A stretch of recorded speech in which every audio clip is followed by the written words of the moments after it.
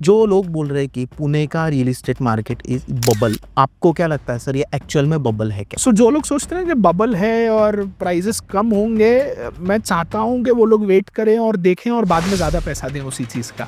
100 करोड़ के फ्लैट, 50 करोड़ के फ्लैट, तो ये पुणे में क्यों नहीं आ रहे अभी तक? कौन सा एरिया होगा कि जिस एरिया में एक फ्लैट की या एक विला की price range will be more than 10 to 15 crore? Husband का जॉब होता है हिंजवाड़ी साइड और वाइफ का होता है खराड़ी साइड, अगर हम बोलते हैं वेस्ट पुणे ईस्ट पुणे। कौन सी चीज़ें और उन्होंने सोचनी चाहिए before buying a flat? Open talk हमारे इंडियन सोसाइटी में बहुत कम है फ्लैट खरीदने के टाइम पे या ऐसे टाइम पे। तो आप क्या बताओगे कि सैलरी कितनी होनी चाहिए और उसको कितने लाख तक का या फिर करोड़ तक का घर लेना चाहिए? Double income with 1 kid, okay, या 2 किड्स जो भी है, then ideally you should go for a 2 BHK ranging from 60 to 80 lakhs, not beyond that. 2 CR के भी फ्लैट्स हैं अभी पुणे में, हम देखते हैं वेस्ट पुणे में भी है। उन लोगों का कितना फाइनेंसेस कैसे होने चाहिए? पूर्वजों ने ये कहा था कि जब भी धरती खरीदोगे ना तो 21 दिन नींद नहीं आएगी, बट अगर 21 दिन से ज्यादा नींद नहीं आ रही तो फिर आपने ना थोड़ा अपना कैलकुलेशन पूरा गड़बड़ कर दिया। बालेवाड़ी से लेके मामुर्डी तक, I want you to sell this areas, what you will, the beauty of this area. कौन सी चीजों के ऊपर ज्यादा फोकस करना चाहिए कोई भी बायर ने बिफोर टेकिंग अ फ्लैट? आपके की स्टेक होल्डर्स आइडेंटिफाई करो, बाकी पनौती इनवाइट मत करो, वरना ये डिसीजन बहुत साल लेगा आपका। वेस्ट पुणे के बारे में अगर हम बात करें तो there are some issues, like traffic का इशू है, टनल में होता है। तो आपको क्या लगता है, और आप डेवलपर हो तो आपको ये चीज़ें ज़्यादा बेटर पता होंगी कि यहाँ पे कौन कौन से जो प्रॉब्लम्स है वो जल्दी कब सॉल्व होंगे? उल्टा बॉम्बे ग्रो कर रहा है क्योंकि इंफ्रास्ट्रक्चर खराब है। पुणे में कौन कौन सी एरियाज है कि एप्रिसिएशन अच्छा मिलेगा? इन केस ऑफ अगर परसेंटेज आप बता सको, what is the main USP of Pune? As a developer मैं बता रहा हूँ, जो कमर्शियल और रेसिडेंशियल का जो रेशियो है, एक बड़ी गैप है पुणे में। आपको लगता है ऐसा कि बिकॉज ऑफ एआई लोगों के जॉब जाने के बाद फिर रियल एस्टेट जो पुणे का है, बैंगलोर का है, जहाँ पे मोस्टली IT क्राउड है, तो वहाँ का रियल एस्टेट भी डाउन आएगा? 100 एकर्स का टाउनशिप लाने का प्लान कर रहा हूँ क्योंकि मेरा भरोसा AI पे है। The amount of jobs that AI will create. जिसको कुछ नहीं आता वो रियल एस्टेट में आके फ्लैट बेचता है। ये जो चैनल पार्टनर है सर, तो इनको और क्या सीखना चाहिए? तो रियल एस्टेट का धंधा ना पहले 7 दिन का धंधा होता था, अब 2 दिन का धंधा हो गया है। Hello guys and welcome to real estate with Chetan. Guys आज हमारे साथ है builder Sandeep Israni sir. Sir नमस्ते। नमस्ते। नमस्ते, कैसे हो सर आप? बहुत बढ़िया Chetan, thanks for inviting. Thank you so much sir. Guys आज का जो हमारा पॉडकास्ट है, ये पॉडकास्ट जिन लोगों को पुणे में घर लेना है या जिन लोगों को रियल एस्टेट में बिजनेस करना है या जो लोग ऑलरेडी बिजनेस कर रहे हैं बट उनको सक्सेस नहीं मिल रहा है, तो ऐसी कौन सी चीज होती है कि सब लोग बोलते हैं कि रियल एस्टेट में पैसा है पैसा है पैसा है, बट जब आप काम करने जाते हो, ग्राउंड पे जब आप जाते हो तो आपको रियलिटी समझ में आती है। बट उसके लिए एक, हर चीज के लिए अगर आपको सक्सेस चाहिए तो एक पाथ होता है, उस पाथ पे अगर आप काम करोगे तो आपको सक्सेस मिलेगा। एंड सर ने ऑलरेडी मार्केटिंग एजेंसी में काम किया है, आपकी खुद की मार्केटिंग एजेंसी थी sir. Currently you are a developer, आप बिल्डिंग्स बना रहे हो अभी, and you are a sales person. जब मैंने आपके कुछ वीडियोस देखे सर, तो मुझे ये पता चला कि you can sell anything. Correct है। Yes, तो सर सबसे पहले हम बात कर दे अबाउट पुणे मार्केट। जो लोग बोल रहे हैं कि पुणे का real estate market is bubble, ये बबल है, तो आपको क्या लगता है सर, ये एक्चुअल में बबल है क्या? जो लोग बोलते हैं ना कि पुणे का रियल एस्टेट मार्केट बबल है, वो शायद एक बार दिल्ली चले जाएं, गुड़गांव चले जाएं, नोएडा चले जाएं, तो उनको समझेगा कि बबल क्या है। सो इफ यू डेटा पे अगर हम बात करें, last so many years, Gurgaon versus Pune, Gurgaon में जो चीज पहले 6,000 रुपए पर स्क्वायर फीट मिलती थी, आज 40,000 रुपए पर स्क्वायर फीट मिलती है। लेकिन पुणे में जो चीज पहले 6,000 रुपए स्क्वायर फीट मिलती है, आज वो 9, 10, 11, 12 के ऊपर क्रॉस ही नहीं की। Even poshest of the areas like Koregaon Park बोलिए, बोट क्लब रोड बोलिए, 15,000 के ऊपर गई नहीं। Exactly. So what is bubble is this, where you are actually escalating the price that way. जो भी पुणे में प्राइसेस बड़े हैं, first is the land cost जो बढ़ा हुआ है, second is the construction cost, steel, cement, third most important factor labour. जो लेबर पहले एक्स प्राइस पे मिलता था, आज 3x के नीचे मिलता नहीं है वो लेबर। तो ये चीजों की वजह से जो प्राइस बढ़ा है वो उसके वजह से है। सो जो लोग सोचते हैं कि बबल है और प्राइसेस कम होंगे, मैं चाहता हूं कि वो लोग वेट करें और देखें और बाद में ज्यादा पैसा दें उसी चीज का। एग्जैक्टली और वैसे ही होता है सर। हम फ्लैट देखने को जाते हैं, लाइक एज ए कस्टमर मैं आपसे बात करता हूँ, मैंने भी 2-3 साल पहले फ्लैट बुक किया था, मुझे अभी मिला, तो रेट्स एक एक साल में बहुत ज्यादा इंक्रीज हो जाते हैं। एप्रिसिएशन होता है, लोगों को लगता है कि एप्रिसिएशन नहीं होता है, बट एप्रिसिएशन कोई भी एरिया में आप जाओ सर, एप्रिसिएशन होता है। करेक्ट है। यस सर, आपने एक गुड़गांव की बात की तो उसी के बारे में मैं थोड़ा बोलना चाहूंगा कि अभी कल मैं एक रील देख रहा था, तो उसमें ऐसा था कि गुड़गांव में 100 करोड़ के भी फ्लैट्स है, 50 करोड़ के भी फ्लैट है। अगर आप पुणे को कंपेयर करोगे, आपने तो उस चीज को बोला है, बट ये डिफरेंस क्यों है सर? फिर पुणे में इतने अच्छे फ्लैट्स, लाइक इतने कॉस्टली फ्लैट जो हम बोलते हैं कि वो सेगमेंट ही पूरा अलग होगा, 100 करोड़ के फ्लैट, 50 करोड़ के फ्लैट, तो ये पुणे में क्यों नहीं आ रहे अभी तक? सो देखिए, दो तीन चीजें हैं। हाँ, मतलब मेजर डिफरेंस कहाँ पे है? सो जो एक पर्टिकुलर एक केस में बताता हूँ, डीएलएफ कमिलियास का केस बताता हूँ। जब डीएलएफ कमिलियास में पहला फ्लैट लॉन्च हुआ था तो वो करीबन 30-40 करोड़ के आसपास का फ्लैट बुक शुरू हुआ था, जो मार्केट में ट्रेंड है कि डीएलएफ कमिलियास 180 करोड़ पे चला गया। सो वहां पे कैसा है, एक कम्युनिटी में एंकरिंग बोलते हैं रियल एस्टेट में। जनरली क्या होता है ना कि प्राइसिंग कैसे इफेक्ट होता है कि मेरे बाजू वाले बिल्डर ने कितने पे लॉन्च किया और अगर उसका बिक रहा है, तो अगर उसने 1 करोड़ में एक फ्लैट लॉन्च किया और मैं 80 लाख पे बेचता हूं, तो मैं उसके जैसे 1 करोड़ नहीं करूंगा, लेकिन मैं भी अपना प्राइस 90 लाख अगले दिन कर दूंगा। क्योंकि तो real estate works on anchor pricing in India. Okay, तो जैसे डीएलएफ कमिलियास आया, उसके आसपास पूरा एंकर प्राइसिंग बढ़ गया, पूरे एरिया का रेट बढ़ गया। अब डीएलएफ कमिलियास क्यों हुआ? अगर आप 60 to 70% आप डीएलएफ कमिलियास के कस्टमर्स देखोगे तो ये ऐसे लोग हैं जो स्टार्टअप फाउंडर्स हैं, जिन्होंने स्टार्टअप्स को बेच के हायर वैल्यूएशन पे रातों रात बहुत पैसा बनाया। बोट का एग्जांपल ले लीजिए, अमन गुप्ता वहां रहते हैं। तो अब उनके पास या ऐसे बहुत सारे एम्प्लॉइज जो जिनको कंपनी के ईसॉप्स मिले थे, उन्होंने रातों रात बहुत पैसा बना लिया, इसलिए उन्होंने वहां इन्वेस्ट किया। अब क्या हुआ, डीएलएफ कमिलियास बना, एंकर प्राइसिंग हो गया, पूरे एरिया का प्राइस सेट हो गया, पूरे एरिया का प्राइस बढ़ गया। Okay, so and if you compare that with Pune, Pune is still a majority first time home buyer market. So लोग यहाँ पढ़ाई करने आते हैं, पढ़ाई करने के बाद हिंजवड़ी बोलिए, खरड़ी बोलिए, वहाँ आईटी जॉब्स करते हैं, उनको पहली सैलरी लगती है, फिर वो शादी करते हैं, हस्बैंड वाइफ दोनों कमाते हैं, इतने साल रेंट के बाद लेने के बाद बोलते हैं चलो अब हम खुद का घर ले लेते हैं। सो ये पूरा फर्स्ट टाइम होम बायर है। अब होगा क्या, आज से शायद 10 साल बाद जब ये फर्स्ट टाइम होम बायर से अभी पूना शिफ्ट हो रहा है अपग्रेड मार्केट पे, यानी जिन्होंने पहले 2 लिया अब वो 3 ले रहे हैं, जिन्होंने 3 लिया अब 4 ले रहे हैं। अब ग्रेजुअली 10 साल बाद, 8 साल बाद अब क्या होगा, ये सारा upgrade market will shift to super luxury market, and within 8 to 10 years you will witness the same thing in Pune where people are buying flats worth 20 crores, 30 crores very easily, because that's a very natural progression of real estate. Right. मतलब जो हम अभी गुड़गांव में देख रहे हैं या Delhi side देख रहे हैं, तो पुणे में भी वो चीज आएगी, it will take time, it will take its own time. But sir थोड़ा सा बिजनेस पर्सपेक्टिव से अगर इसको देखा जाए, तो जो लोग लाइक अमन गुप्ता और ये सारे लोग, तो आपको ऐसा लगता है कि गुड़गांव से कम स्टार्टअप्स पुणे में है? मतलब फैक्चुअली अगर बात की जाए तो ऐसी चीज है? गुड़गांव से कम स्टार्टअप्स डेफिनेटली हैं। ओके, दूसरा यहाँ पे अगर आप ऐसे 2 या फर्स्ट क्राई जैसा एक एग्जांपल है जो पुणे बेस्ड स्टार्टअप जिन्होंने अच्छा ग्रो किया, स्केल किया, ऐसे बहुत सारे एग्जांपल्स हैं।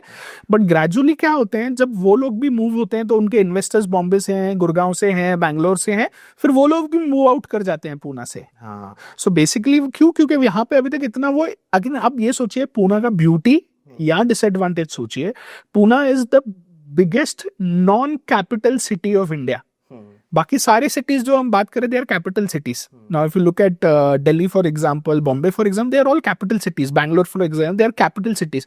सो Pune is the first major non capital city of India. So obviously because of that उसके पास वैसी इकोनॉमी जो क्रिएट होनी चाहिए वो नहीं है। We are still a working economy. So जो हेड ऑफिसेज हैं वो सारे कहीं ना कहीं किसी कैपिटल सिटी में है, यहाँ पे एग्जीक्यूशन हो रहा है। एग्जैक्टली और जैसे देखा जाए सर, तो जो ऑडियंस है, अभी अगर मैं वाकड़ में रहता हूँ तो मेरे पास वाला जो एरिया है, हिंजोड़ी आ गया, लाइक पुनावड़े आ गया, ताथावड़े आ गया, रावेत क्यूए, बानेर, बालेवाड़ी, ये वेस्ट पुणे की अगर हम बात करें, तो जो भी लोग हैं लाइक 90% मुझे जॉब वाले लोग दिखते हैं, लाइक वर्किंग इन आईटी।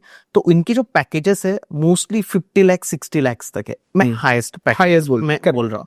तो those people can't afford the like 20 crore का 25 Correct है। करोड़ का, ये पॉसिबल ही नहीं है। करेक्ट है। और केपी भी अगर आप देखो, केपी और बालेवाड़ी अगर आप दोनों बेस्ट एरियाज की जहाँ पे प्राइजेस है, तो वो एक डिफरेंस है। बिकॉज ऑफ दैट मुझे लगता है कि थोड़ा सा स्टार्टअप्स और इंक्रीज होंगे, या फिर जैसे आपने बोला कि हेडक्वार्टर्स जब पुणे शिफ्ट हो जाएंगे, हाँ, at that time people will stay की, और वो भी इंक्रीज होगा सारी चीजें। बहुत जबरदस्त होगा। यस सर, आपको क्या लगता है फिर जब वो चीज आएगी, लाइक 8 से 10 साल बाद की हम बात करते हैं थोड़ा सा प्रीमियम सेगमेंट के बारे में, तो कौन सा एरिया होगा कि जिस एरिया में ये सारे जो प्रोजेक्ट्स है वो आ सकते हैं, कि जिनकी प्राइस रेंज एक फ्लैट की या एक विला की price range will be more than 10 to 15 crore, areas की अगर बात करें तो?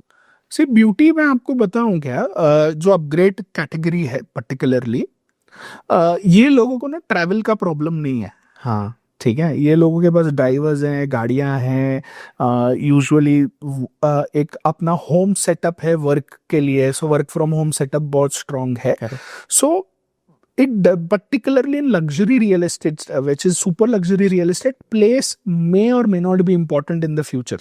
हाँ, Okay, why? Because उनको जो amenities चाहिए, उनको जो facilities चाहिए, as long as that is available, they are willing to shift. Now we saw a very great example in North Hinjawadi, जहाँ पे शायद आप, मैं या आधी पूना की पब्लिक एक बार भी नहीं गई होगी गाड़ी चला के, but with Krisala and Hiranandani township coming, people paid much more than the market price and they took because they were getting what they want.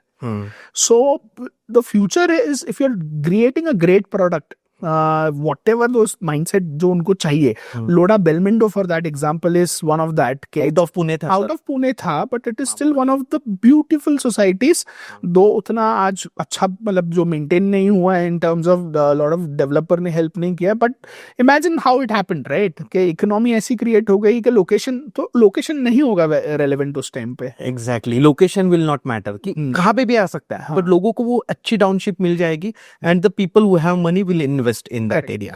Correct. जैसे सर अभी आपने बोला कि हीरानंदानी और क्रिसाला का प्रोजेक्ट आ रहा है, एक्चुअली मतलब पता भी नहीं था कि उस एरिया में कभी ऐसा डेवलपमेंट हो सकता है, बट बिल्डर्स उसका उस चीज का थोड़ा मतलब अगर एक बड़ा ब्रांड बन जाता है तो उसका थोड़ा मिस यूज करते हैं सर, इन केस ऑफ जैसे कि कूपन्स वगैरह।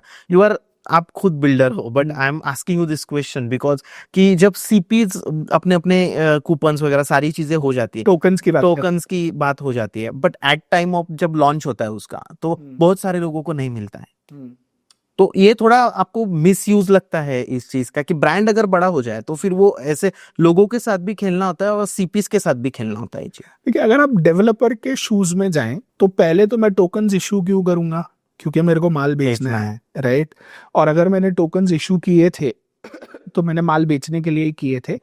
पॉइंट क्या होता है ना, एज अ डेवलपर, जब मैं कोई भी प्रोडक्ट लॉन्च करता हूँ, मुझे पता नहीं है कि मुझे सक्सेस मिलेगी कि नहीं, तो मैं अपनी पूरी ताकत लगा देता हूँ, right.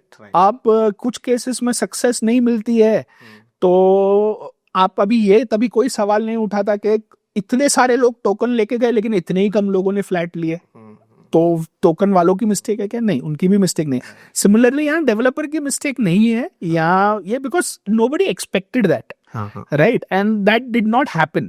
And if you look at that side, अगर developers के side, he retained, जिन लोगों को नहीं मिला उस दिन flat, he retained those tokens at the same price. He gave them options of opening another phase and all of this. And people who did not want to come carry on, उनको immediate पैसा देना. So I think so developer did whatever he could in his best capacity, but he was also not sure. पहले पता नहीं होता है कि कैसे होगा लॉन्च पे, लोग कितने टोकन्स एक्चुअली लोग खरीदेंगे। करेक्ट। ऐसे थोड़ा कस्टमर बायर के पर्सपेक्टिव से अभी हम बात करते हैं कि अगर किसी को पुणे में फ्लैट लेना है तो जॉब तो एक होता है कि आपका जॉब कौन से साइड पे है, बट अगर किसी का हस्बैंड का जॉब होता है हिंजवाड़ी साइड और वाइफ का होता है खराड़ी साइड, अगर हम बोलते हैं वेस्ट पुणे ईस्ट पुणे, तो कौन सी चीजें और उन्होंने सोचनी चाहिए बिफोर बाइंग अ फ्लैट? सो पहला चीज ना इसमें ना, देखिए, आप घर खरीदते हैं फैमिली के लिए, ठीक है, तो फैमिली सबसे इम्पोर्टेंट कॉन्सेप्ट है घर खरीदने के लिए। तो मेरा पर्सनल जो देखिए, मैं एज अ डेवलपर भी खुद भी आज कस्टमर्स के साथ बैठता हूँ, जब वो फ्लैट खरीदते हैं, जो मुझसे मिलना चाहते हैं, हम बैठते हैं, देखते हैं, और पॉइंट ये है कि उस टाइम पे मैं उनको वही गाइड करता हूँ कि पहले आप थोड़ा सा ना सी ओपन टॉक हमारे इंडियन सोसाइटी में बहुत कम है फ्लैट खरीदने के टाइम पे या ऐसे टाइम पे। ओपन टॉक का मतलब क्या है? एक बार मेरे पास एक आदमी आया, बोला सर मुझे 3 BHK चाहिए। ओके। बट मैं चेक किया, सर आप हस्बैंड वाइफ ही हो और एक ही बच्चा है, अभी छोटा है, तो 3 की जरूरत क्यों है? और पैसा नहीं था उसके पास, मतलब बजट नहीं था, उसको खींचना पड़ रहा था, बहुत लोन्स मैनेज करने पड़ रहे थे। तो ना 3 BHK क्यों ले रहे हो? तो सर मेरे माँ बाप गाँव में रहते हैं, तो वो कभी आए तो उनके लिए भी। तो मैंने सर प्रैक्टिकल नहीं है ना, वो साल में एक बार आएंगे, 4 दिन आएंगे, ये नहीं आएंगे। तो बोला सर नहीं, अगर मैं नहीं खरीदूंगा ना तो मेरे डैड को 3 BHK नहीं लूंगा ना तो मेरे पापा को ये लगेगा कि ये मुझे अपने साथ रखना ही नहीं चाहता। हाँ। अब मैं बोला सर आप अगर घर खरीद रहे तो ये पहला ओपन टॉक तो करो अपने फादर के साथ, आप ये अज्यूम क्यों कर सकते? राइट? तो आप जाइए अपने फादर के साथ बैठिए, अपनी मदर के साथ बैठिए, अपनी वाइफ के साथ बैठिए, पहले ओपन टॉक करो कि क्या करना है। और ये ओपन टॉक हमारी नीड क्या है, हमारी एनालिसिस क्या है, हमको कैसे रिक्वायरमेंट है, फ्यूचर में कैसे ग्रोथ दिखानी है, ये बार एक बार ओपन टॉक करो। लिटरली ऐसा हुआ कि उस कस्टमर ने बोला अरे मेरे पापा खुद डांट रहे कि तेरे को 3 की जरूरत क्या है, इतना पैसा क्यों लगा रहा है। अगले दिन आके 2 BHK ले गया और बहुत पीसफुली अपने बजट में ले पाया। Correct. So the beauty first is open talk. Second, I don't think so whether the husband works on east or wife works on west. The question is where do you want your kid to grow? हाँ। आप अपने बच्चे की growth कहाँ देखना चाहते हो? आप बच्चे का स्कूल राइट क्या? क्योंकि देखो हस्बैंड वाइफ है, आज 3 साल 4 साल एक कंपनी में जॉब करोगे, 2 साल आप स्विच मार ही लोगे। एग्जैक्ट। राइट? दूसरा, आज कंपनीज ऐसा है कि आपको वर्क फ्रॉम होम दे रही है, ये दे रही है, सो डिफिकल्ट डेज आपके मैनेज हो जाते हैं। फिर बाकी daily travel is one other, एक दूसरी चीज है। राइट? आपको बच्चे का ग्रोथ, उसका स्कूलिंग, आप कौन से किस लेवल की ग्रोथ उसको देना चाहते हो, बचपन में उसको खेलने की जगह क्या क्या देना चाहते हो, उसके क्लासेस। अगर आपको आपके बच्चे को, अगर जैसे मेरा बहुत क्लियर था कि मेरे बच्चे को स्पोर्ट्स में डालना है, तो मैंने बालेवाड़ी स्टेडियम के पास में घर लिया ओके। ताकि वो आसान हो जाए। फिर मेरी वाइफ पूना में जॉब करती है, मैं पुनवले में जॉब करता हूँ, लेकिन दोनों ट्रैवल कर लेते हैं। So question is the growth of your child if you are there. Second, if you are living with your parents, parents old age में उनको चाहिए कम्युनिटी और एक्सेसिबिलिटी। एग्जैक्टली। राइट? तो उनके मंदिर, उनके घर, उनके जो फ्रेंड सर्कल है ये आसपास, उनके रिश्तेदार आसपास हो, वो मैनेज करो। I think so husband and wife till 40-45 can run, because they are both of them are contributing for the home, for the growth of their child and overall development. Exactly sir, ये community की जो बात होती आहे, जो आपने कही, it's very important. Because जैसे मराठीमध्ये असं म्हणतात की जशी संगत असते तसा मुलगा बनतो. आणि अगर अच्छे लोगों के साथ आप रह रहे हो, लाइक कम्युनिटी अगर अच्छी है, तो आपके बच्चे पर भी वैसे संस्कार पड़ते हैं. इसलिए सबसे पहली चीज सोचनी चाहिए आपके बच्चे को आपको किस तरह से ग्रो करना है. जैसे आपने स्पोर्ट्स का एग्जांपल दिया कि आपको आपके बच्चे को स्पोर्ट्स से, तो आपने बालेवाड़ी स्टेडियम के पास सारी चीजें की. सर, रेट्स का बहुत लोग सोचते हैं कि सारी चीजें जब घर लेने के लिए कोई जाता है तो एंड ऑफ द डिस्कशन होता है कि निगोशिएशंस वगैरह. तो इस चीज को फाइनेंशियली भी अगर समझाओगे, लाइक आपने मार्केटिंग का जॉब किया, आपने डेवलपर, दोनों साइड आपने देखी सर, तो आप क्या बताओगे कि सैलरी कितनी होनी चाहिए और उसको कितने लाख तक का या फिर करोड़ तक का घर लेना चाहिए, the financial plan? So, see, there are various categories. So, first is, do you identify, are you a DINK couple? What is DINK couple? Double income, no kids. Okay, that's a DINK economy बोलते हैं इसको, जल्दी DINK couple है. तो if you are DINK couple, double income, no kids, anywhere if you are earning as a, दोनों की income अगर साथ में मिला के 2 से 2.5 लाख रुपया पर मंथ आ रही है, then ideally you should go for a 2 BHK ranging from 60 to 80 lakhs, not beyond that. Okay. Okay. If you are not a DINK couple, like you are still Single. double income with one kid, okay, या 2 kids जो भी है, then take your income level to 3 lakhs and then plan for the same budget house, 60 to 80 lakhs का. Okay. ठीक है. Ideally, if your current finances don't suggest या don't recommend कि आप full time एक घर खरीदो, because तो reason क्या है? Because you want a better home for yourself, but you cannot afford that home right now. ठीक है, आपको जो पसंद आया है वो 2 करोड़ की चीज है, लेकिन आप कर नहीं रहे हो, तो पहले तो जुगाड़ लगाओ. अगर कर सकते हो देखो तो कर लो, अदरवाइज कम से कम 40, 50, 60, 70, 80 जो आपका बजट है, कहीं तो एक फ्लैट ले लो, क्योंकि मार्केट दोनों का बढ़ेगा. हाँ. तो आपके पास कुछ तो हेज और लेवरेज होना चाहिए अपने आप के लिए, ये ऑटोमेटिकली. जो लोग एकदम रिस्की जो लोग हैं, अगर आपका जॉब स्टेबल नहीं है, आप हस्बैंड वाइफ मिलके दोनों 1 ही लाख रुपए कमा रहे हो, 1 सवा लाख रुपए कमा रहे हो, I would not recommend to buy home. Home at all. Don't even go for it. Rent पे रहो, save good in mutual funds, and जब आपके पास एक अच्छा कॉर्पस आ जाए तो वो। The second thing, how do your home loan कैसा फंक्शन होना चाहिए। Exactly Right? एग्जैक्टली, हाँ। Best thing sir. हाँ, so how to function a home loan is, home loan आप 20 साल लो, 30 साल लो, जितने भी साल का लेना है लो, टारगेट 7 years to 8 years में उसको क्लोज करने का लो। ओके, सो वन इज कितना जल्दी आप ईएमआई भर सकते हो। एक ईएमआई एक्स्ट्रा भरते हो हर 3 महीने तो लोन ड्रास्टिकली कम हो जाता है। 20 साल का लोन 14 साल में कंप्लीट हो सकता है। आपके पास जब भी कुछ एक्स्ट्रा फंड्स आए, फटाफट से उसको उस अकाउंट में भर दो। दूसरा, कितना पैसा आप नॉन इंटरेस्ट वाला उठा सकते हो। देखो, जैसे मैं आपको क्लियरली एक बात बताता हूँ, होम लोन में India is still a generational economy, यानी ये घर के मामले में जब भी आप घर खरीदोगे, आपके फैमिली वाले, आपके पापा ने कुछ आपके लिए प्लान करके रखा है, किसी ने तो कुछ प्लान करके रखा है। सो आप भले पापा से पैसा नहीं लेना चाहते, लेकिन अगर इंटरेस्ट फ्री मिल रहा है तो उठाओ, उनको भी टाइम पे दे दो। लेकिन जितना आपका नॉन इंटरेस्ट पे पैसा रहेगा, उतना आपका इजी होगा ये काम ऑटोमेटिकली। प्रॉब्लम क्या है, आज जो लाइफस्टाइल के वजह से लोगों को पार्टीज करनी है, सब कुछ करना है, तो एसेट क्रिएशन पे ध्यान नहीं है। So what we are trying is only creating liabilities for us, exactly right. तो वो दिक्कत आ जाती है, और आप वो फिर होम लोन चलता ही रहता है 20 साल। तो 20 साल होम लोन लिया, यानी आपने एक्चुअली 2 घर का पैसा एक घर पे दिया। ये बहुत इंपॉर्टेंट है। और सर हमने बात की नियर अबाउट 1 CR के फ्लैट के लिए, बट जिन लोगों को 2 CR लाइक 2 CR के भी फ्लैट्स है अभी पुणे में, हम देखते हैं वेस्ट पुणे में भी है, तो उन लोगों का कितना फाइनेंसेस कैसे होने चाहिए फिर वो 2 करोड़ के बारे में सोच सके। से आइडियली 2 करोड़ का मतलब, मैं पर्टिकुलरली ये बोलूंगा, देखो मैं एज अ डेवलपर अच्छा खासा पैसा था, ये सब कुछ है, ठीक है। मैं अपना घर मैंने कैसे खरीदा मैं आपको बताता हूँ, क्योंकि the logic is very clear on that. मैंने एक बालेवाड़ी में फ्लैट लिया, समझो एग्जांपल उसकी प्राइस 2 करोड़ थी, ठीक है। मैं जहां पे रहता था एक फ्लैट था मेरे पास जिसकी प्राइस 1 करोड़ थी, ठीक है ऑलरेडी। हाँ। अब मैंने एक बोल्ड डिसीजन लिया, because I had to run a business also and I need money for that and I did not want to save interest. मैंने पहले 1 करोड़ का घर बेचा, वो 1 करोड़ लिया, डेवलपर को दिया, मैं रेंट पे रहा 18 महीने।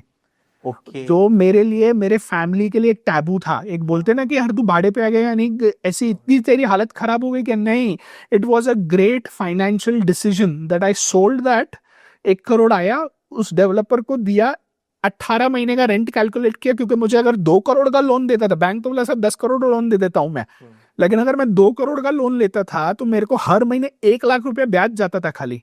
लेकिन मैंने वही ब्याज सिर्फ 25,000 में भाड़े पे निकाला, ग्रेट। और वो 1 करोड़ मैंने यहाँ पे दिया, बाकी का पैसा सेविंग करते 18 महीने में वो चुका दिया, यानी मैं टेक्निकली लोन फ्री मैंने घर ले लिया। So if you are already living, what happens is के यू हैव टू थोड़ा सा match your balances well, finances very well.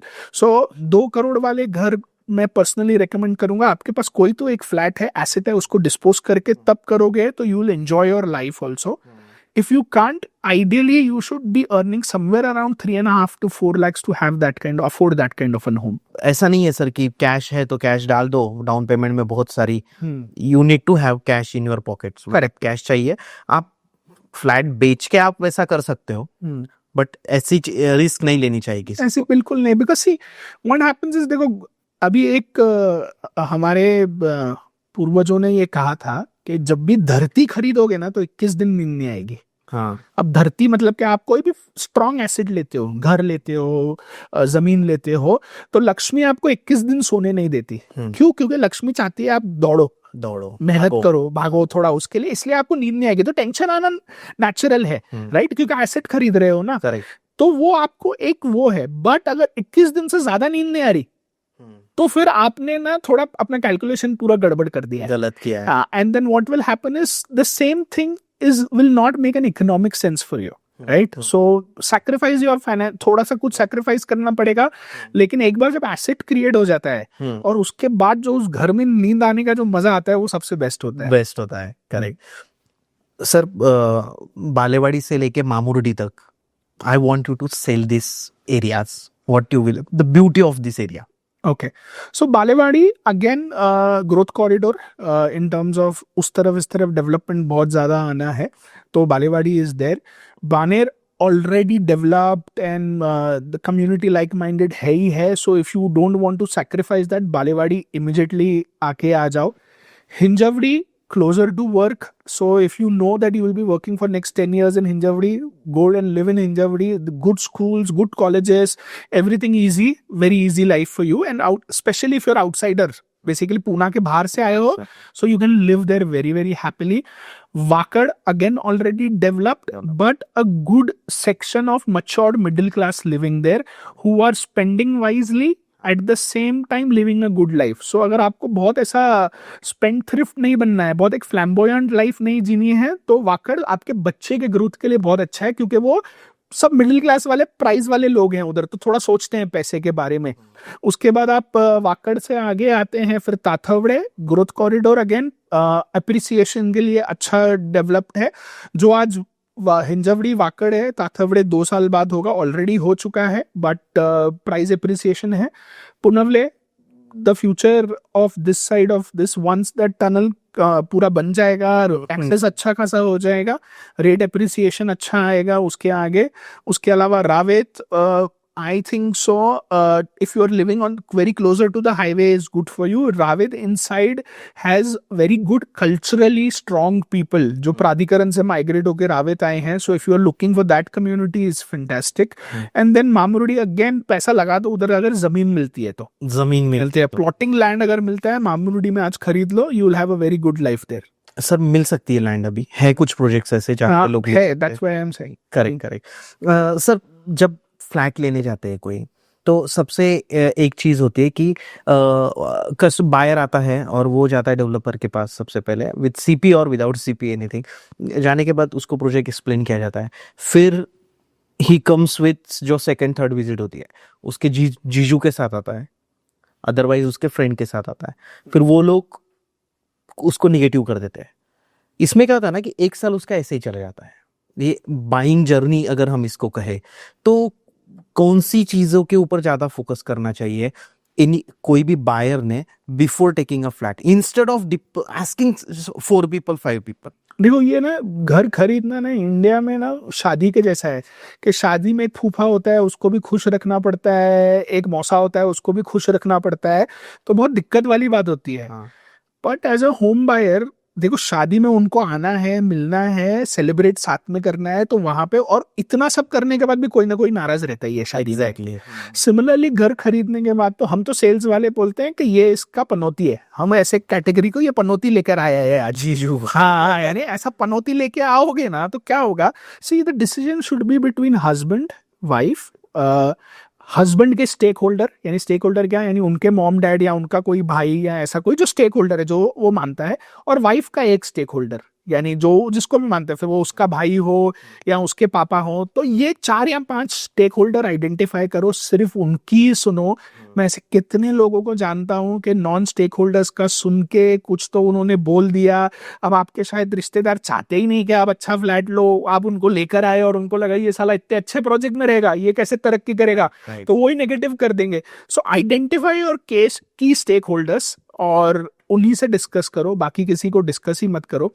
मेरे यहाँ पे जब भी कोई फ्लैट खरीदता है ना, तो हम ऑफ कोर्स जब वो खरीदता है तो गिफ्ट विफ्ट सेलिब्रेशन वगैरह करते हैं, लेकिन वो वीडियो हम उनको एग्रीमेंट के बाद बेचते हैं. क्यों? क्योंकि क्या होता है, तब तक वो जाके वीडियो कहीं भी चला लेंगे. और देखो लोग ना आपको नीचे खींचने के लिए रेडी है. तो और स्पेसिफिकली सबसे अच्छे नीचे कौन खींच पाएगा आपको, जो सबसे नजदीक है आपके. यानी नजदीक वाले नीचे खींचेंगे आपको, राइट. तो वो उनको सबसे एंड में बताओ कि हो गया. मैं तो बोलूंगा सीधा घर के ओपनिंग पे ही बुलाओ. तो आपके की स्टेक होल्डर्स आइडेंटिफाई करो, बाकी पनौती इनवाइट मत करो, वरना ये डिसीजन बहुत साल लेगा आपका. तो सर रेरा आने के बाद जब कोई बायर होता है वो चेक करता है, लाइक आप अगर देखोगे वेस्ट पुणे के जो भी बायर्स है, दे आर वेरी स्मार्ट, तो वो सारी चीजें चेक करते. तो कभी कभी लिटिगेशन दिखता है, तो बट बिल्डिंग तो चालू होती है, वहां पे सेलिंग चालू होती है. तो कौन कौन से ऐसे लिटिगेशंस होते हैं कि जो जानबूझ के डाले जाते हैं, या फिर कुछ कंप्लेंट्स ऐसी जानबूझ के की जाती है जो कि डेवलपर के लिए प्रॉब्लमेटिक सिचुएशन क्रिएट कर देती है सर। देखिए मैं ना अगर एज ए डेवलपर इसका आंसर दूंगा तो बहुत ये लगेगा कि ये बेचना चाहता है या अनबायस्ड है या क्या है। इसका एकदम ऑनेस्ट कस्टमर ओपिनियन मैं आपको देता हूँ कि आप जब भी अगर आपको वेबसाइट पे रेरा के वेबसाइट पे ऐसा कुछ लिटिगेशन दिखे या ना भी दिखे, एज अ इंडिविजुअल हमारा लॉ को लेके हर एक का जो नॉलेज रहता है वो बहुत लिमिटेड होता है, राइट। सो ऐसे टाइम पे अगर आपने 4 प्रोजेक्ट देखे जिसमें से एक शॉर्टलिस्ट कर ही दिया है आपने फॉर सम गुड रीजंस के प्राइस में भी बेटर है, लोकेशन में भी बेटर है and all of those things, उस टाइम पे एक अच्छा लॉयर पकड़ो। और मैं पर्सनली बोलूंगा कि कोई जान पहचान वाला मत ही लो, ठीक है, जो उसको आप अननोन है थोड़ा सा। वाई? क्योंकि अनबायस्ड ओपिनियन ज्यादा अच्छा आएगा। उनको पकड़ो, उनको 1000-2000 रुपया दो और उनको बोलो ये मेरे सामने रेरा वेबसाइट खोलो और आप सब एक एक डॉक्यूमेंट मेरे को एक्सप्लेन करो। उससे ओपिनियन मत लो, उससे एक्सप्लेनेशन लो। उससे एक्सप्लेनेशन लेके फिर आप खुद का डिसीजन लो, क्योंकि लिटिगेशन की कॉम्प्लेक्सिटी बहुत ज्यादा है और डेवलपर तो यही बोलेगा कि ये लिटिगेशन कुछ नहीं है, ठीक है। तो एज ए डेवलपर मैं इसका आंसर आपको यही दूंगा कि आप थर्ड पर्सन से ओपिनियन लो। पहली क्लैरिटी आप डेवलपर से ले लो, बट फिर एक थर्ड पर्सन ओपिनियन इसमें हमेशा मैटर करता है। वो 1000-2000 रुपए आप खर्च करो और आपको बहुत अच्छा मिल जाएगा। आप शिवाजी नगर कोर्ट के बाहर चले जाओ, बहुत लॉयर है जो आपको ये ज्ञान दे देंगे। पिंपरी मोरवाड़ी कोर्ट के बाहर चले जाओ जो आपको ये ज्ञान दे देंगे, and that is a best guidance that you will get. Correct. और सर मैंने आपकी एक रील भी देखी थी जो आपका इंस्टाग्राम पे चैनल है, तो वहां पे आपने ये भी कहा था कि अगर उस प्रोजेक्ट को सारी नेशनलाइज्ड बैंक लोन दे रही है तो वो सबसे इंपॉर्टेंट चीज है कि उस प्रोजेक्ट पे लिटिगेशन अगर होगा भी तो वो इतना सीरियस नहीं होगा। देखिए एसबीआई पर्टिकुलरली मैं आपको एज ए डेवलपर बताता हूँ, एसबीआई हो गया या कोई भी नेशनलाइज्ड बैंक हो गई, इसे एग्जांपल कोई प्राइवेट बैंक है जो मुझसे ऐसे समझो जनरली एपीएफ नंबर जो रिलीज करते हैं जिससे वो डॉक्यूमेंट्स का लोन आसान हो जाता है। अगर कोई प्राइवेट बैंक है जो मुझसे 100 या 125 डॉक्यूमेंट्स मांगती है ये टाइम ऑफ अप्रूवल के लिए, एसबीआई के सेम डॉक्यूमेंट 250 के ऊपर है। सर्च टाइटल में कोई प्राइवेट बैंक 28 सालों का सर्च एंड टाइटल निकालेगी तो कोई नेशनलाइज्ड बैंक कम से कम 50 साल 70 साल तक भी जाएगी अगर उनको 28 साल में कुछ दिक्कत दिखी तो। सो सर्च एंड टाइटल क्या होता है, जो जमीन कितने साल 28 साल में वो जमीन किसके हाथों से किधर गई, और वो 28 साल के रिसर्च में कोई ऐसा तो आदमी नहीं है उस जमीन में जो आके आज भी क्लेम ले सकता है। तो ये सर्च एंड टाइटल रिपोर्ट में आता है यूजुअली। सो कोई भी नेशनलाइज्ड बैंक और पीछे जाएगी बिकॉज उनकी लाइबिलिटी ज्यादा होती है अपने कस्टमर्स के प्रति, राइट।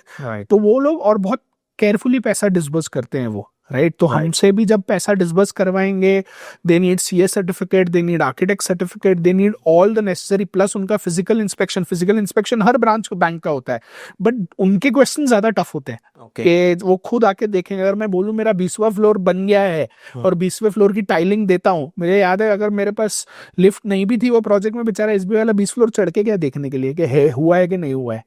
सो बिकॉज उनके प्रोटोकॉल्स बहुत ज्यादा स्ट्रांग है तो वो ज्यादा हेल्प करेगा। करेक्ट।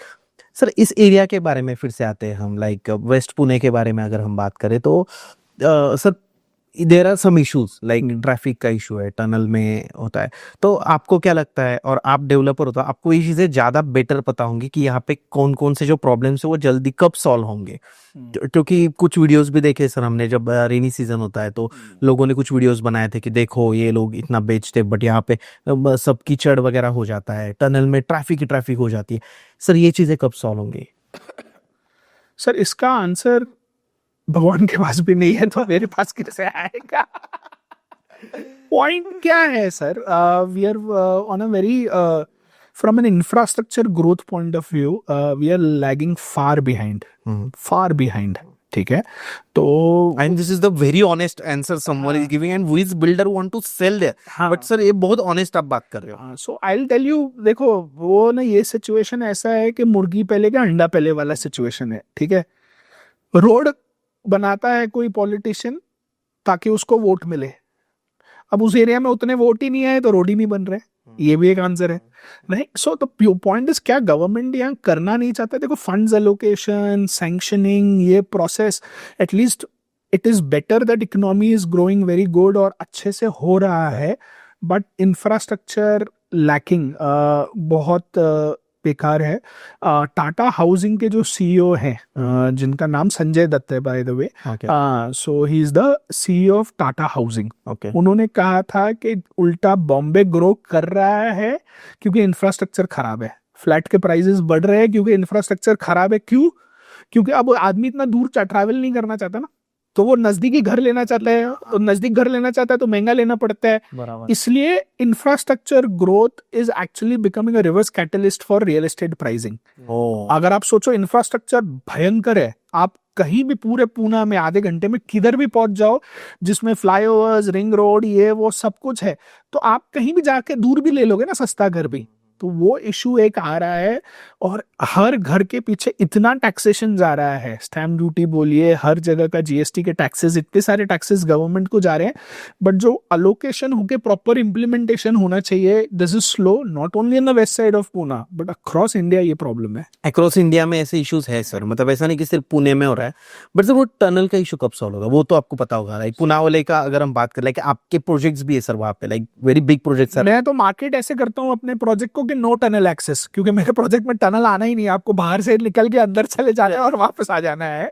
तो मैं तो मार्केट ही ऐसा करता हूँ, but without committing any, by without False giving, commit. हाँ नहीं, without giving any names and all, whatever I know inside of corporation, in short ये है कि दोनों बाजू का जो रोड है, वो रोड वाइंडिंग का काम चालू हो गया है। हो गया So what I know, and not from confirmed sources, is that the center ने अथॉरिटी दिया है कि पहले साइड के रोड बड़े करके जो एक्विजिशन है वो करके वो रोड्स को बड़ा कर दो, तो सेंटर से फंड्स अलोकेट होंगे, ये पुल गिर जाएगा, ट्रैफिक साइड से डाइवर्ट होगा, और फिर एक नया ब्रिज बनेगा यहाँ पे, and which should ideally take at least 18 months to 24 months more। 2 साल में हो सकती है ये चीजें। Sir if anyone is watching this video from Maharashtra, not in Pune, Pune से नहीं है, आपको क्या लगता है सर कि उसने पुणे में फ्लैट क्यों लेना चाहिए? What is the main USP of Pune? Poona का जो सबसे बड़ा यूएसपी है ना, मैं आपको एक एग्जांपल से आंसर दूंगा। जब पहली बार कोविड का फर्स्ट लॉकडाउन लगा था, तो और वर्क फ्रॉम होम हर एक ने दे दिया, तो एज अ डेवलपर मैं टेंशन में आ गया कि अगर वर्क फ्रॉम होम है तो कोई अगर नासिक का है, नागपुर का है, और सारी IT companies work from home देंगी, तो हिंजवड़ी कोई जॉब ही नहीं करेगा, फ्यूचर में जॉब नहीं करेगा तो हमारे प्रोजेक्ट्स डल हो जाएंगे, तो मेरी हालत खराब होगी कि इकोनॉमी शायद स्टडी करने के लिए, तो बिल्डर इकोनॉमी गिर जाएगा।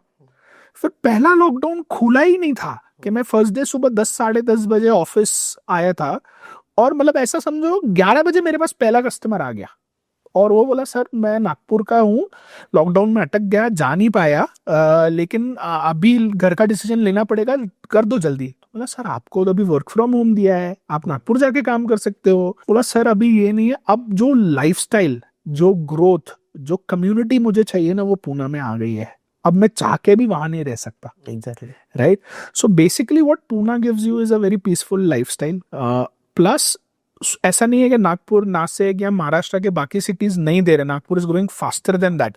इट्स अबाउट मुझे ये रेस्टोरेंट पसंद है कि ये रेस्टोरेंट पसंद है, तो मुझे अगर ये पसंद है मैं यहाँ खाना खाने जाऊंगा, ये पसंद है, तो lot of people will live in दो सिटीज ऑल्सो, बट जो लोग ऑलरेडी रह रहे हैं या जो माइग्रेट होना चाहते हैं, because they are in love with the city, because of the community, जो हम लोग बिना बहुत ज्यादा फास्ट हुए जो स्पीड से ग्रो कर रहे हैं, यानी एक है कि हम एक आदमी दिन भर भाग रहा है बॉम्बे के जैसा, लेकिन यहाँ पीसफुली भाग रहा है, लेकिन फिर भी ग्रोथ कर पा रहा है, वो पूना दे रहा है।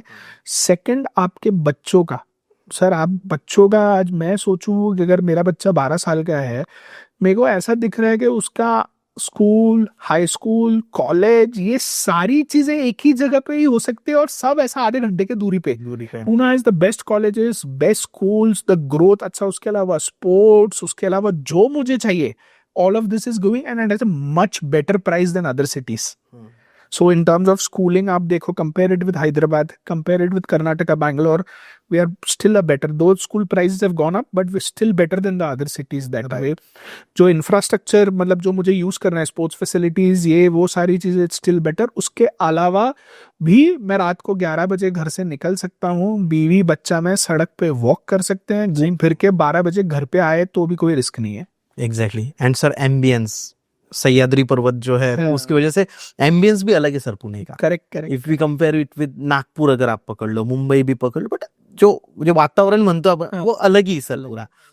सर अभी you are a sales person, like आपने एजेंसी भी चला ली सर, आपको मार्केटिंग आता है, आपको सेल्स आता है, तो जो थोड़ा सा हम सीपीस के बारे में बात करेंगे कि जब कोई फ्लैट बेचने आता, तो मैंने बहुत बार ऐसे सुना है कि जिसको कुछ नहीं आता वो रियल एस्टेट में आके फ्लैट बेचता है, ये चीज मैंने सुनी है।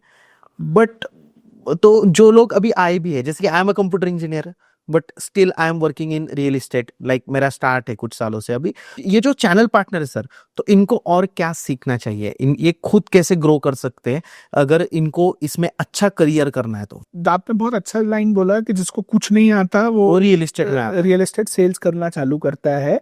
तो जिसको कुछ नहीं आता वो रियल एस्टेट सेल्स करता है, नहीं कर पाता तो इमीडिएट भाग जाता है।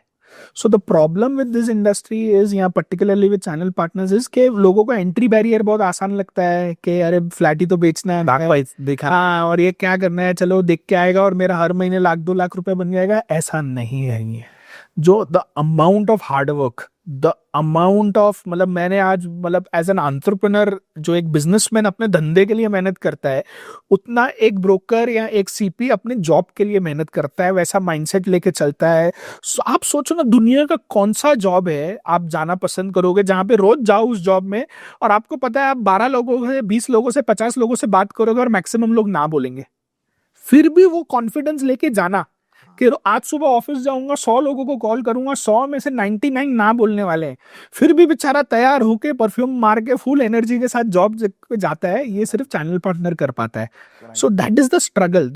आप किस तरीके से रिजेक्शन हैंडल करते हो, किस तरीके से आप मार्केट के अप्स एंड डाउन्स को हैंडल करते हो। अभी आप पता है, रियल एस्टेट का धंधा ना पहले 7 दिन का धंधा होता था, अब 2 दिन का धंधा हो गया है, सैटरडे संडे वाला धंधा हो गया है, राइट। तो ये 2 दिन का धंधे में आपको 5 दिन अपने आप को मोटिवेटेड रखना, 5 दिन लीड्स के को फॉलोअप करना, अपने अपॉइंटमेंट्स को फिक्स करना, अपना फनल बनाना, ताकि 2 दिन में मैं अपना धंधा कर पाऊं। यानी टेक्निकली 8 दिन में उसको एक्चुअल काम करने को मिलता है और बाकी 22 दिन वो 8 दिन के लिए मेहनत करता है कि वो 8 दिन सक्सेसफुल जाए। Correct. So it's a very difficult job. How can you be a great salesperson or channel partner is, first is always your eyes on the funnel. आपको फनल में ऊपर जितने क्लाइंट्स हैं उतना आपको नीचे हमेशा सक्सेसफुल रहेगा। मैंने क्या देखा है, बहुत सारे चैनल पार्टनर ना साइक्लिकल चलते हैं, 1 या 2 कस्टमर्स को पकड़ेंगे, जैसे ही वो पकड़े उनको फ्लैट दिखाएंगे, फ्लैट दिखा के उनसे नेगोशिएशन करेंगे, उस 2 में से क्लोज करने की कोशिश करेंगे। It's not that, it is not a cycle, okay, it is basically a parallel approach. आप कस्टमर्स को दिखा रहे हो, पैरेलली फनल भी जनरेट कर रहे हो, नए कस्टमर्स उसी फनल में डालते रह रहे हो, then you will be able to handle the market up cycle and down cycle. अब दिवाली आई, बहुत सारे लोगों के 2-2, 3-3 महीने खराब हो गए क्योंकि फनल ही नहीं था, उतने लीड्स पे काम ही नहीं कर रहे थे, उतने क्लाइंट्स ही नहीं थे, और हर एक को सिंपल बहाना है, दिवाली आ गई, अभी फिर से न्यू ईयर आएगा, वापस 10-15 दिन डल आएगा। आप अपने फनल को कैसे बैलेंस कर रहे हो, एक वो इम्पोर्टेंट चीज। सेकंड सबसे इम्पोर्टेंट है, आपको जो इंफॉर्मेशन नहीं पता है वो कस्टमर को बताओ, I don't know, I will get back to you. Hinjewadi IT वाले या जो भी बड़े कंपनीज में जॉब करते हैं, they appreciate honesty over a false reply. मतलब आपने कुछ तो जवाब देने के लिए दे दिया, वो शॉर्ट टर्म में समझता है उनको। सो वो मस्ती मत करो उनके साथ। आपको हर एक को हर चीज नहीं पता होती है ना। आपके पास 100 प्रॉपर्टीज है जिसमें से आप 10 क्लाइंट को दिखा रहे हो, 10 में और 10 चीजें अंदर होती है, तो आपको नहीं पता, तो सर मैं पूछ के बताता हूँ। बस वो क्लाइंट चला जाएगा, डर हो जाएगा, उसके वजह से अगर आप ये कर रहे हो तो दिक्कत है। And third is your smartness in communication, right. देखो, आप ना क्लाइंट से बात करना यानी अपने बच्चे से बात करने जैसा होता है। अब आपको ये चेक करना पड़ता है क्या बोलूंगा तो बच्चे को पसंद आएगा, राइट। और अगर आप वो नहीं बोलोगे तो गड़बड़ है। इसका मतलब मैन्युपुलेशन नहीं है, इसका क्लियर आंसर है कि अगर कस्टमर का फोकस ही एमिनिटीज पे है तो आप एमिनिटीज बताओ ना उसको पहले। कस्टमर को आप क्या करते हो, वही रटी रटाई पिच दे देते हो कि सर ये प्रोजेक्ट लेआउट है, इधर ये है, इधर ये है, ये एमिनिटीज है, हम ये दे रहे हैं, पोजीशन नहीं भाई। आप उसको सेल्स पिच नहीं, उसको सेल्स परफॉर्मेंस देखो। अभी एक म्यूजिशियन जाएगा और स्टेज पे जाएगा तो वो देखेगा ऑडियंस को कौन सा मेरा धुन पसंद आ रहा है, उस हिसाब से वो वैसे गाने देगा, करेगा। वैसे ही आपका पिच का परफॉर्मेंस होना चाहिए। कस्टमर किसमें, आपको सब कस्टमर बताता है अपनी आंखों से, अपने एक्सप्रेशन से, वो गेस करो और वो जो सुनना चाहता है पहले वो बताओ, फिर अपना इंफॉर्मेशन दो। That's the biggest skill of human psychology, understanding a person, और वो 90% लोगों में नहीं है. नहीं है. और थोड़ा सर हम्बलनेस भी मुझे कम लगता है in case of channel partners. The way they talk with like sales person भी होते हैं या फिर कस्टमर, तो एक communication is also very important. Humbleness channel partners में नहीं है, क्योंकि वो बंदा क्या होता है ना, दिन भर ना ही सुन रहा है, ना सुन रहा है.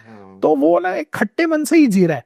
अरे इसको फोन किया, ये भी साला नहीं आएगा, ये बोला था आज साइट विजिट पे आएगा, ये भी नहीं आया, अभी मेरा बॉस पेलने वाला है, मेरे को ये करने वाला है. भाई ये सब करते हुए तुमको अपनी पर्सनालिटी शिफ्ट करनी पड़ती है क्लाइंट के सामने, Right. और एक नया पर्सन बन के जाना. प्रॉब्लम क्या है, आप अपना फेलियर अपने क्लाइंट के पास लेके जाते हो.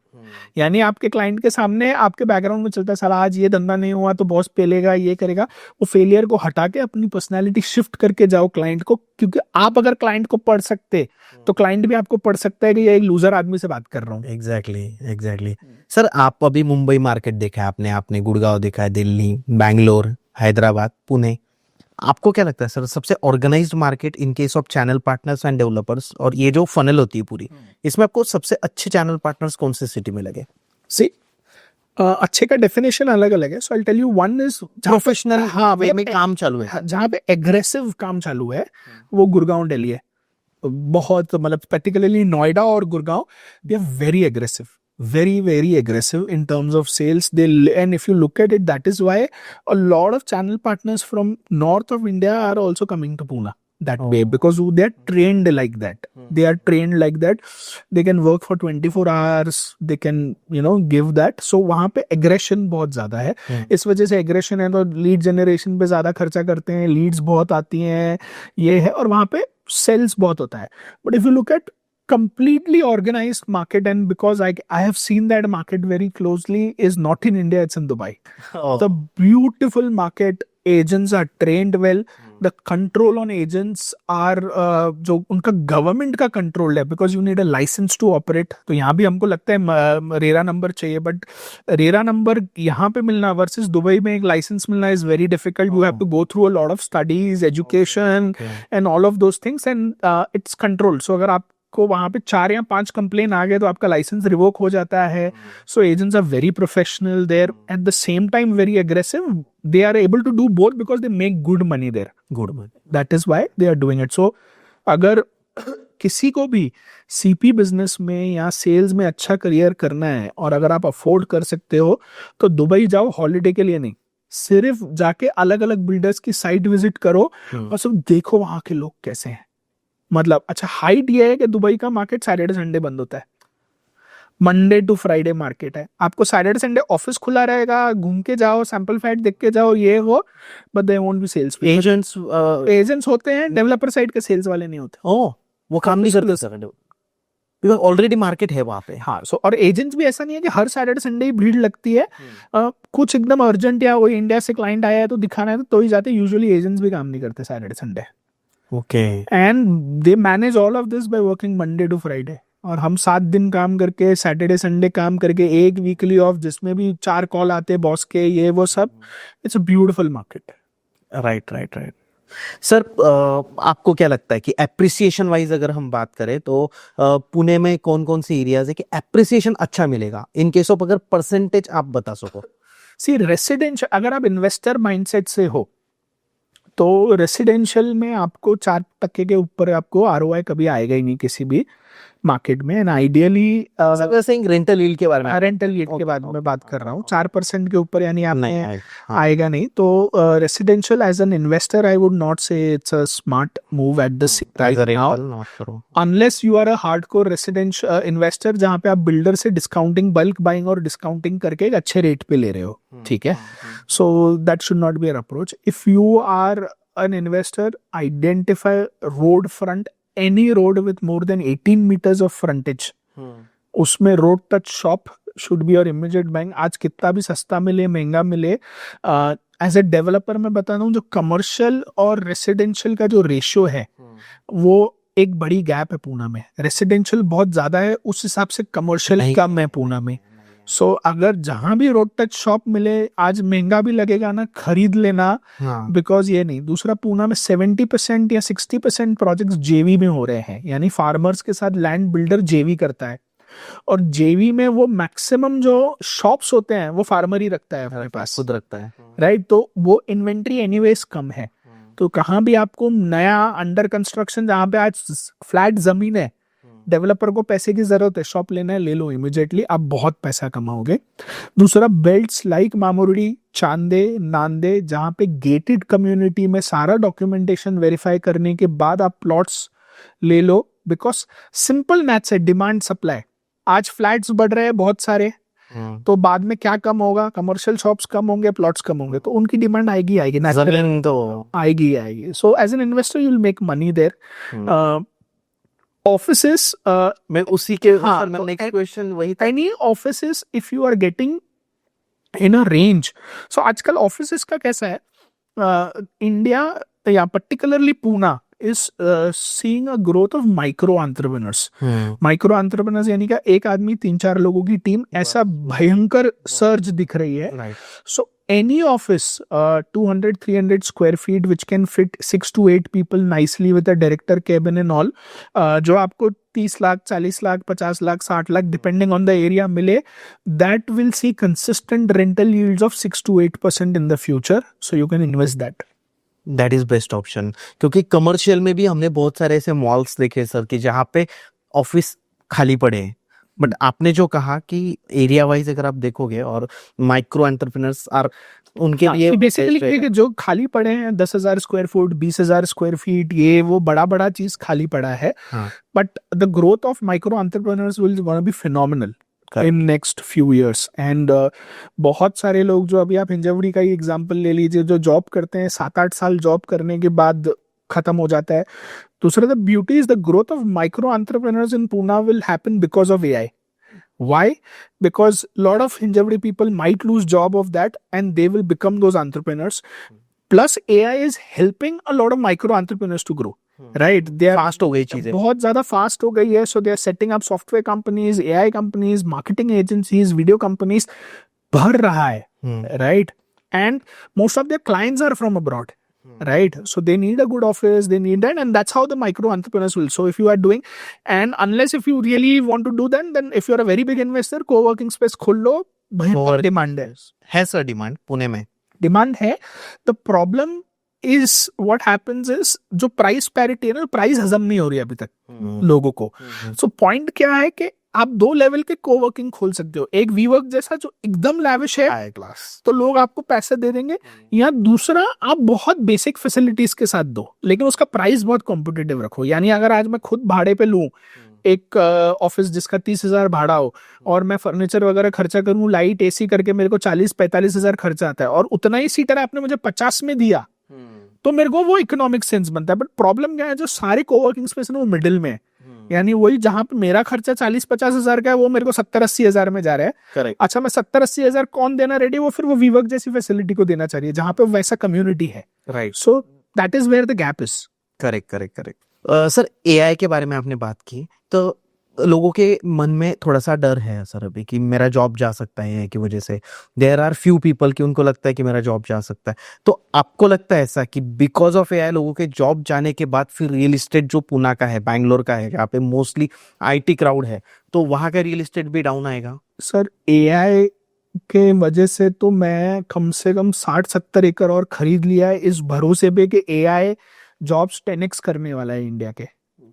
मैंने चांदे में 60-70 एकड़ का जमीन का एक्विजिशन कर दिया है, 100 एकर्स का टाउनशिप लाने का प्लान कर रहा हूँ, क्योंकि मेरा भरोसा AI पे है। The amount of jobs that AI will create, particularly for an economy like India, will be next level. See, AI को हैंड्स चाहिए, AI को डेटा चाहिए और इमोशंस चाहिए। आज एक सिंपल एग्जांपल मैं आपको बताता हूँ, बहुत इंटरेस्ट। मैं अपना ना डेली जर्नल होता है ना, हर एक बोलते हैं कि अपना डेली जर्नल भरो, कि सुबह ये किया, शाम को ये किया, आज ये अच्छी बात है, ये मैं अपना चैट GPT पे भरता हूँ।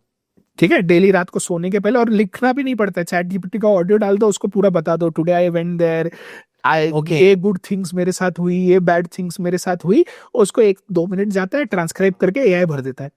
अब उस AI में मैंने जितना डेटा भरा, उसका इमोशनल इंटेलिजेंस इतना है कि मैं सिर्फ AI को पूछता हूँ कि based on my journal of last 30 days what one skill should I work. Oh my God. और AI बोलता है I think so. You have anger issues and you should solve this by doing this.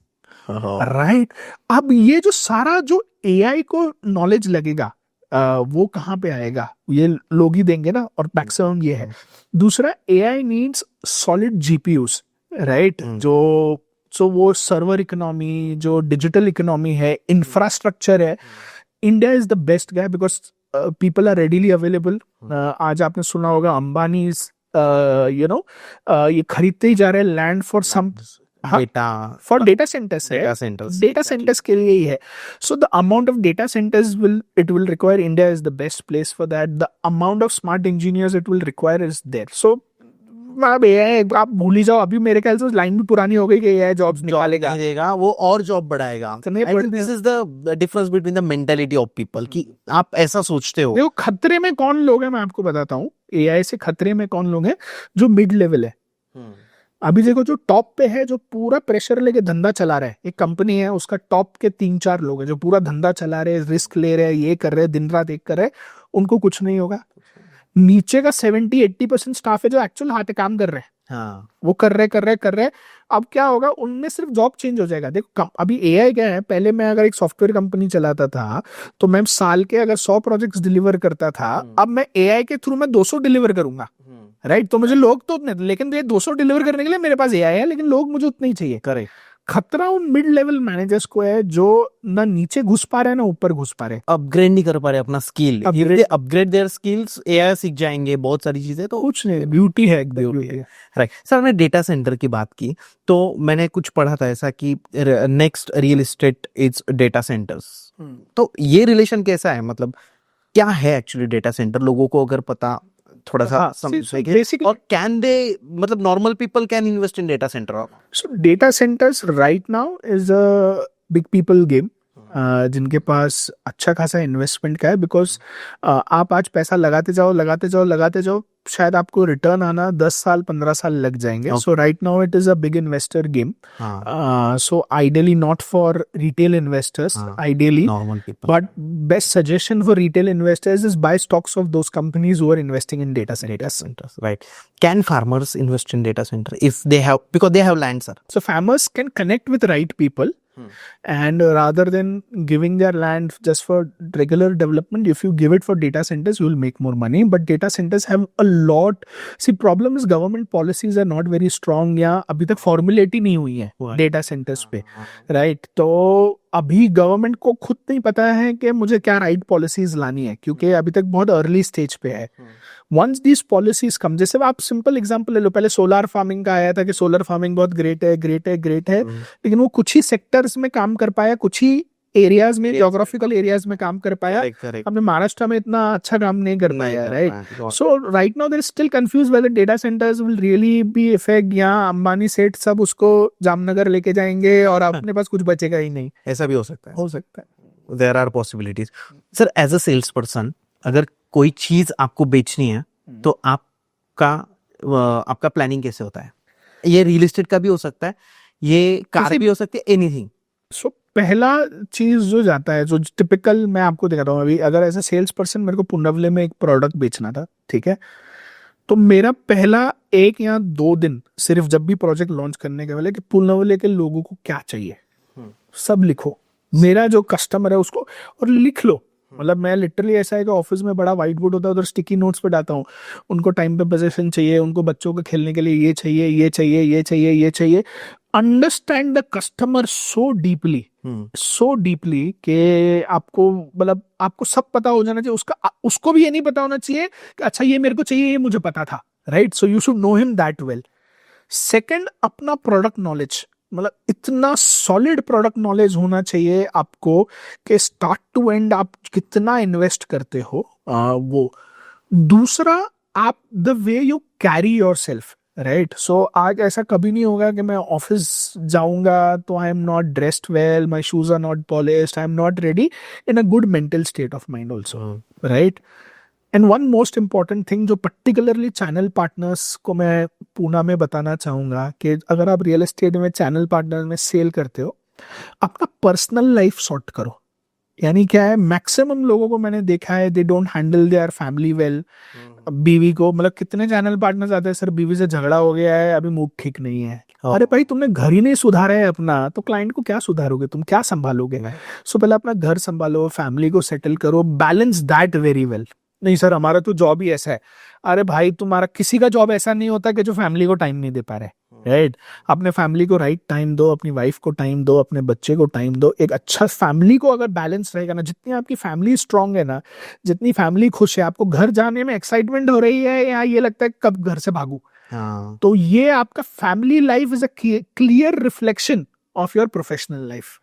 So personal life is a very clear reflection of professional life. If you manage this well, ये खुद ही हो जाएगा। Sir हम देखते हैं बहुत बार कि MBA pass out लोग होते हैं या फिर कोई ग्रेजुएशन के बाद पास आउट होने के बाद उनको जॉब चाहिए होता है एंड रियल इस्टेट में सेल्स का जॉब वो ज्वाइन करते हैं। तो सर उसमें सच में कुछ अच्छा ग्रोथ हो सकता है, उनका एक करियर बन सकता है उनका सेल्स में। लाइक हम सेल्स एग्जीक्यूटिव भी बहुत बार देखते हैं बिल्डर के पास आने। पर्टिकुलरली रियल एस्टेट सेल्स जैसा कोई करियर नहीं है फॉर नेक्स्ट 10 years, ये मैं लिख के देता हूँ। ओके। ठीक है, the kind of economic growth, the kind of infrastructure growth is happening, ये होगा। लेकिन किन लोगों के लिए? जो मच्योर्ड हैं, जो रेडी हैं, जो मेहनत करने को रेडी हैं। So what you can do if you are a fresher and if you're looking for a real estate job, first job should be with a channel partner for minimum 1 year. It's a formula. जो वहां पे पेले जाओगे, जो वहां पे सीखा जाएगा। दूसरा, आपको वहां पे सब सीखने को मिलेगा। हाँ। कोल्ड कॉलिंग भी मिलेगा, क्लाइंट हैंडलिंग भी मिलेगा, क्लाइंट क्लोजिंग भी मिलेगा, CRM भी मिलेगा, ये सब मिलेगा ऑटोमेटिकली। किसी डेवलपर फर्म में जाओगे तो आपको एक फिक्स्ड एक एरिया दे दिया जाएगा, उतना ही काम करना। मिनिमम 1 से 3 साल आप एक चैनल पार्टनर के पास काम करो और उसमें ग्रो होते रहो। सैलरी कितनी होगी सर? सर अगर आप स्टार्ट आज पूना मार्केट का देखें तो कोई भी आपको एवरेज, देखो पैकेज जो दिया जाता है वो 30,000 महीना, यानी 3,60,000 का। बट रियल एस्टेट कभी भी सैलरी को तो देखने का ही नहीं, इंसेंटिव्स पे ध्यान देना चाहिए। सैलरी तो आती जाएगी, आपका फोकस इंसेंटिव्स पे होना चाहिए। And I have seen freshers who are making at least 30,000 to 40,000 per month apart from their salary on incentives only. Okay. So as a fresher जो 22-23 साल के लड़के कॉलेज से निकले 70-80 हजार रुपए बना पा रहे हैं, because they are focused on that, they are matured, they are smart, they can go talk to the customer, convert well. ये एंड विद इन 3 years आपका सैलरी ये 30,000 से 75-80,000 हो सकता है, if you have proven that. अगर आपने अच्छा दिया है तो, सेल्स दिया है तो, then you are a team leader और this thing and you are handling that. Then after working there, then work with a large company to understand systems, processes and the entire cycle of sales. कि बड़ी companies कैसे कैसे 1000 flat बेच देती हैं एक साल में, वो क्या सिस्टम्स यूज होते हैं, because it requires a lot of planning strategy. तो वहां पे काम करो। After 3 to 5 years you decide whether you want to start your own or continue working, and then if you are doing that parallelly start looking for managerial roles. थोड़ा senior roles देखो, जिस company जो आपको senior roles देना चाहती है उसमें घुसो, वहां अप्लाई करो। Easily after 5 years earning close to 20 to 30 lakhs per year is not very difficult in real estate. That is if you're only looking real estate as a job. But if you're looking as a channel partner, as an entrepreneur, then you need a very different mindset. So if you're looking as an entrepreneur, start with some investment. फुकट में कोई धंधा चालू नहीं होता। अगर आपको बोला जाता है कि रियल एस्टेट में कुछ पैसा नहीं लगता है, अगर आप कुछ बिना पैसे कुछ डाले शुरुआत करोगे ना, तो जो ग्रोथ आपको 2 साल में आनी होगी उसको 10 साल लग जाएंगे। मैंने देखे हैं कि सर कुछ पैसा नहीं लगता, ऐसे ही शुरू करते हैं, 10 साल पे उधर ही है। एग्जैक्टली। ठीक है, तो आप कुछ एक बजट स्टार्ट करो। आपका बजट पहला होना चाहिए, राइट तरीके के लीड्स आपके पास कंटिन्यूज आए। फिर एक अच्छा टीम लीडर जो आपकी टीम को मैनेज कर पाए, बिकॉज आप धंधा नहीं कर रहे, आप धंधे को मैनेज कर रहे हैं एज एन एंटरप्रेन्योर वाला। तो एक अच्छा टीम लीडर, अच्छा जगह पे जहां पे पैसा, और फिर वो टीम लीडर की मदद से एक अच्छी टीम। ठीक है।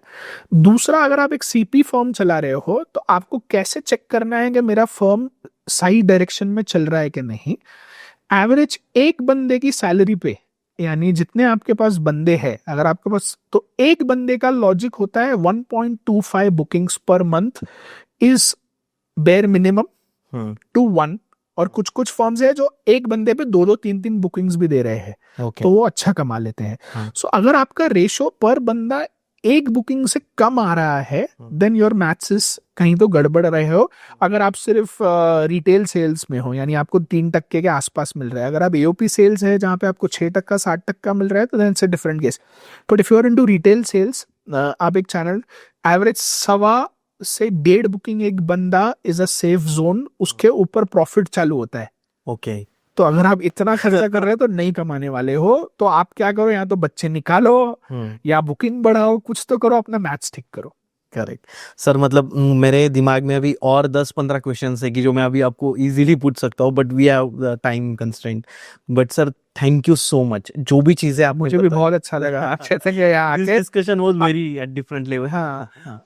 तो सर मतलब क्या होता है कि बहुत लोग होते हैं कि जिनको घर लेना होता है, और घर लेना इज लाइक कि सारी जो उनकी जिंदगी की जमा पूंजी होती है वो लगा देते हैं। तो ये डिसीजंस लेने में ये पॉडकास्ट उनको बहुत हेल्प करेगा। और फाइनेंशियल प्लानिंग भी कैसा होना चाहिए, किसी को रियल एस्टेट में बिजनेस करना है, तो हमने तो सिर्फ चैनल पार्टनर और बिल्डर का थोड़ा बहुत डिस्कस किया, but there are lot of more things की जिससे भी आप रियल एस्टेट से पैसा कमा सकते हो। तो उसके ऊपर भी कुछ अलग पॉडकास्ट हम करेंगे in future. And sir thank you so much. Thank you Chetan.